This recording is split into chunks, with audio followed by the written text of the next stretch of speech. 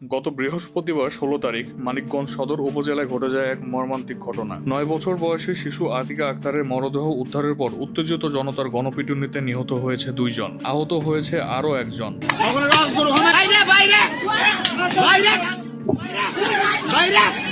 বৃহস্পতিবার রাত আনুমানিক ১০টার দিকে একটি ভুট্টোক্ষেত থেকে হাত পা বাঁধা অবস্থায় শিশুটির মরদেহ উদ্ধার করা হয়। নিহত আতিকা ওই গ্রামের দুদুল মিয়ার মেয়ে। পুলিশ জানায়, বৃহস্পতিবার বিকালে বাড়ির সামনে খেলছিল আতিকা। কিছুক্ষণ পরে তাকে আর খুঁজে না পেয়ে পরিবারের সদস্যরা খোঁজাখুঁজি শুরু করেন। নিখোঁজের খবর এলাকা জুড়ে মাইকিং করা হয় এবং সামাজিক যোগাযোগ মাধ্যম ফেসবুকেও তার সন্ধান চেয়ে পোস্ট দেওয়া হয়। এক পর্যায়ে আতিকার চাচাতো ভাই জানায় তাকে প্রতিবেশী নাইমের সঙ্গে দেখা গিয়েছিল।